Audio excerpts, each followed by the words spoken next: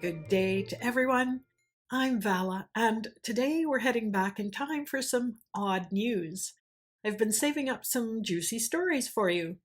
They're juicy because they're kind of weird and they're useful little gems of trivia that you can bring up in conversation. First, an advertisement.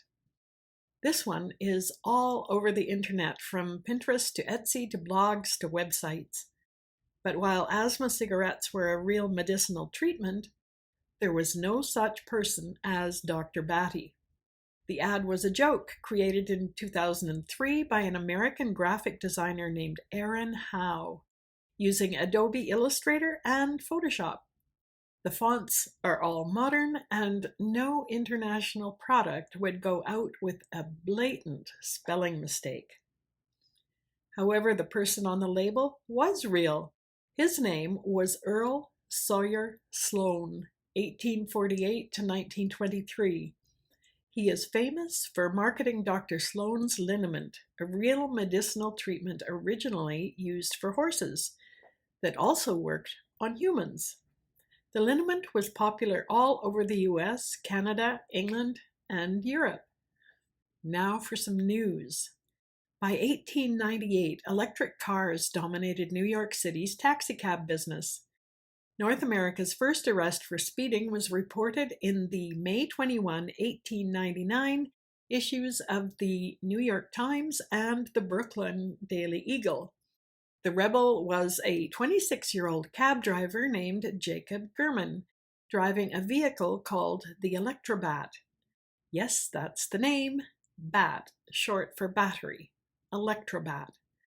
The Electrobat's top speed was 25 miles per hour. Jacob was pursued and captured by a bicycle roundsman, a police officer on a bicycle. The paper makes a point of describing Jacob's speed as reckless and blistering 12 miles per hour. He rounded a corner at the same breakneck speed. In New York City, the speed limit was 8 miles per hour, and one had to slow to 4 miles per hour turning a corner. Walking speed. Jacob spent the night in jail at the East 22nd Street station. I was thinking that electric getaway cars wouldn't have appealed to criminals until their top speed was greater than 25 miles per hour, or faster than a bicycle. My next story is about a froggery. That was a new word for me. I had never really thought about frog farms until I came across this in an 1893 Lincolnshire, England newspaper. Frog farming is being introduced into America with great success. On the banks of the Mississippi, a tract of land of several hundred acres is entirely devoted to the cultivation of these new victims to the Epicurean palate. The farming of these frogs appears to be a lucrative business, there being a demand for many thousands each morning, and the outlay for their keep subtracting little from the yearly income. Yes, thousands of frogs. In fact, around 1890, over a ton of live frogs were sold every day in the markets of New York City. For centuries, frogs weren't thought of as amphibians. They were fish. Then when legislation was introduced in the US and Canada in 1897 setting tariffs for frogs crossing the border, they were categorized as poultry. I found some more fascinating frog facts by a British historian, Emma Slattery Williams. Quote, before it became popular as a dessert, blancmange was a popular savory dish in Tudor England.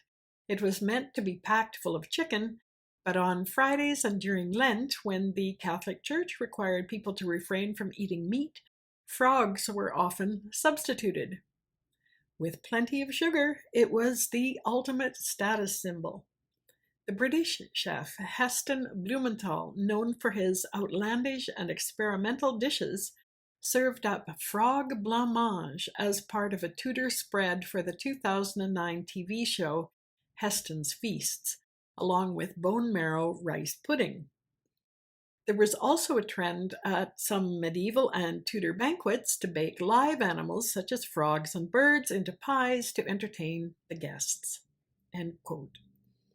Remember the old children's nursery rhyme, 4 and 20 blackbirds? Yeah, that was the Tudors. How about frog stock for making your soup? Heston shows you how. I've linked to a video about Heston's frog blancmange below. Frog's legs. I've never tried them, but apparently they taste like chicken. That's the odd news for today. I hope it gave you a smile or two. Thanks for watching, and please leave me a comment, like, and subscribe for more weird history and odd news. Thank you.